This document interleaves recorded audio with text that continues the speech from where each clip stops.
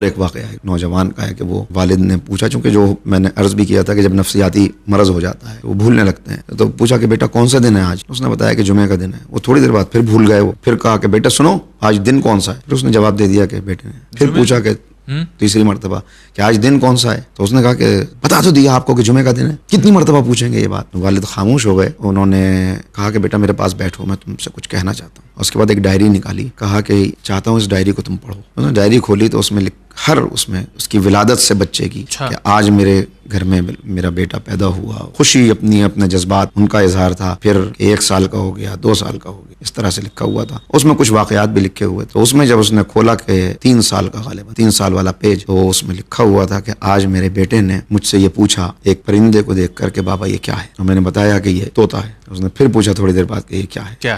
طوطا ہے۔ لکھا ہوا تھا کہ میرے بیٹے نے مجھ سے 70 مرتبہ یہ سوال کیا، اور میں نے 70 مرتبہ محبت میری بڑھتی گئی، جب بھی وہ پوچھتا تھا اس کو گلے سے لگا کے اس کا بوسہ لے کے اس کو جواب دیا کہ تو وہ پڑھ رہا تھا تو رو رہا تھا کہ بیٹا 70 مرتبہ تو نے پوچھا لیکن میں نے تجھے جھڑکا نہیں ایک مرتبہ بھی۔ میری ضعیفی نے آج مجھے یہاں پہنچا دیا کہ میں نے تیسری مرتبہ تجھ سے سوال کر لیا تو تجھ کو اس کا برا لگ گیا۔ تو کہنا یہ چاہتا ہوں کہ یہ دنیا مکافات عمل ہے، آپ کے سامنے یہیں پہ سب آ جاتا ہے۔ سینکڑوں واقعات تاریخ کے دامن میں ایسے محفوظ ہیں کہ وہ بزرگوں نے بیان کیا کہ ہم بصرے سے یا کسی بستی سے گزر رہے تھے تو دیکھا کہ ایک شخص اپنے باپ کو بہت مار رہا ہے، تو بڑا افسوس ہوا، بچایا اس کو، تو اس باپ نے کہا کہ نہیں اس کو مت روکیے، اس کو مارنے دیجیے۔ کیوں؟ اس لیے کہ یہ کچھ نیا کام نہیں کر رہا، یہی میں نے بھی اپنے باپ کے ساتھ کیا تھا، یہ میں آج اپنا وہ دیکھ رہا ہوں، اور مجھے یقین ہے کہ یہی اس کا بیٹا بھی اس کے ساتھ کرے گا۔ اس لیے کہ یہ مکافات عمل ہے، یہیں پر جو ہے وہ نتیجہ یہاں کا نکل آئے گا۔ اور آخرت کا تو روایت نظر گزری تھی نظر سے کہ جس میں یہ تھا کہ شہید درجہ شہادت پہ فائز ہو کر جب پہنچے گا تو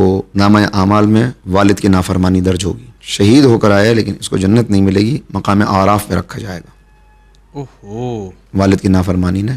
کون ہے والد؟ جنت کے دروازوں میں سے دروازہ ہی نہیں کھلا۔ اب ہمیں اپنا جائزہ لینا چاہیے۔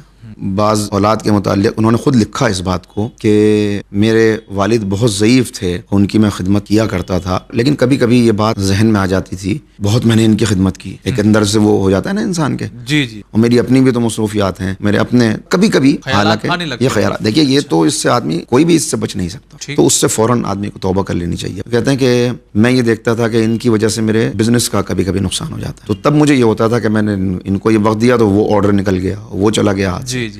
جب ان کا انتقال ہو گیا تو اچانک میری آمدنی بہت کم ہو گئی، بزنس جو ہے ایک دم نیچے آنے لگا۔ میں اس وقت پریشان ہوا بہت، اور میں نے اللہ رب العزت سے دعا کی کہ مجھے کاروبار میں ترقی عطا کر دے۔ اور میں سویا ہوا تھا تو میں نے خواب میں دیکھا کہ اس وقت کوئی کہہ رہا تھا کہ وہ جس کو تو بوجھ سمجھ رہا تھا نا، انہی کی وجہ سے یہ سب آ رہا تھا، جن کو تو یہ سمجھتا تھا کہ ان کی وجہ سے وہ آرڈر چلا گیا، ان کی وجہ سے وہ نقصان ہو گیا، کیا اسی کی برکت سے تو ہم تم سب کو دے رہے تھے؟ یہ آواز آئی کہیں سے، تو وہ کہتے ہیں کہ اس کے بعد میں اٹھا، والد کی قبر پہ گیا اور رو رو کے میں نے اللہ کی بارگاہ میں توبہ کی اور والد سے معافی مانگی۔ تو ہمیں نہیں معلوم کہ کس کی، صحیح بات، جن کو ہم بوجھ سمجھ رہے ہیں انہی کی وجہ سے وہ ان کا رزق، وہ ان کے لیے رزق اتر رہا ہے، اور ہم یہ سمجھ رہے ہیں ہم ان کو کھلا رہے ہیں، لیکن حقیقت یہ ہے کہ وہ ان کے وجود کی وجہ سے ہم کو بھی مل رہا ہے۔